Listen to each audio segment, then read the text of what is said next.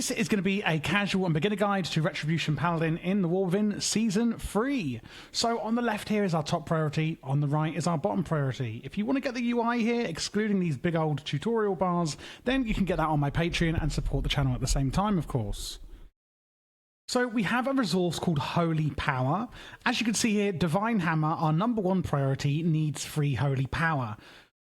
This is going to spin Divine Hammers around us, striking all nearby enemies. And while active, each Holy Power that we spend increases the duration of that. But as we go into combat, obviously we cannot use this #1 priority ability because we don't have any Holy Power. So we move on to the next priority, Execution Sentence, where basically a big old hammer is falling down from the sky to bonk them on the head and issue them, well, an execution. Now, the interesting thing about this ability is while it's falling, after it's falling, they're going to suffer 20% of the damage taken as holy damage during that time.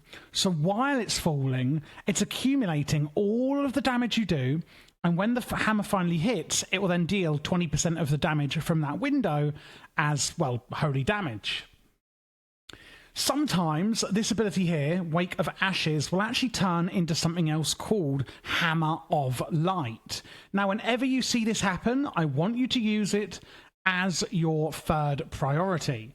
So first priority, use Divine Hammer. As you can see here, I've got 5 Holy Power. I want to use Divine Hammer. I'm then going to use my Execution Sentence, and then I would use Hammer of Light if it procs. Now, remember that when we're spending Holy Power within the Divine Hammer period, we want to be extending it if possible. How do we extend those hammers swirling around us? By spending Holy Power while it's active. Then we have Final Verdict. Basically, I would then use this to spend your Holy Power, unleashes a powerful weapon strike that deals Holy Strike damage to a target, and has a chance to reset the cooldown on Hammer of Wrath and make it usable on any target regardless of their health. That's this one down here, more on that later. And while I was saying that there, you may have just seen the Hammer of Light proc that we got. So in this instance, I would use my Divine Hammer, use my Execution Sentence, and then I would use my Final Verdict in order to spend more Holy Power and extend the duration of Divine Hammer. Now after that, we want to use our Blade of Justice. This is because we get a debuff on our target called Expurgation. Suffering radiant damage every few seconds, holy damage taken from us is increased. So you want to use your Blade of Justice pretty much on cooldown to keep up that Expurgation debuff on your target.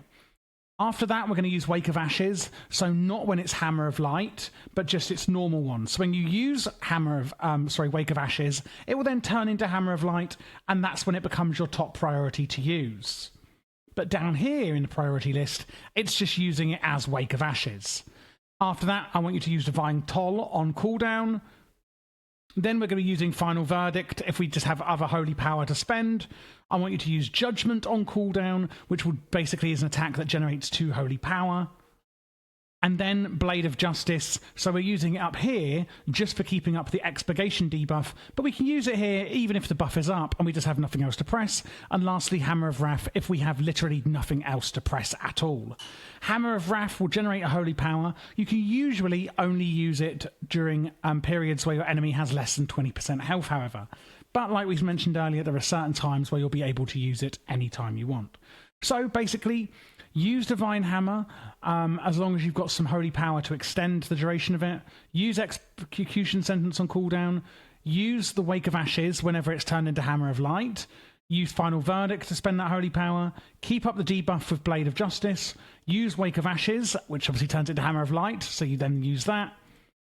Then use Divine Toll pretty much on cooldown, and then Final Verdict again just for spending Holy Power. Use Judgment on cooldown, and then Blade of Justice and Hammer of Wrath if you have nothing else to spend. Now, the AoE and single target rotation are basically the same because a lot of these abilities are going to actually affect multiple targets, meaning you can use this this rotation in both Mythic Plus and also single target in raiding. Now, we've got a lot of other utilities I want to take you through before we end this video. We've got our blessings of freedom, protection, and sacrifice. The main one you might be using in situations would be protection, meaning that enemies can't actually hurt your allies that you place this on. Now, the only thing is, if you use it on the tank, they won't be attackable, meaning they'll lose all threat and the enemies will attack somebody else. So be really careful if you are going to be using this on a tank.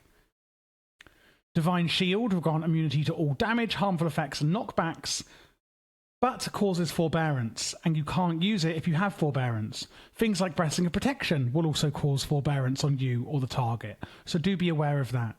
Divine Steed you can use in combat, which will increase your movement speed by 100%, and you have 2 charges.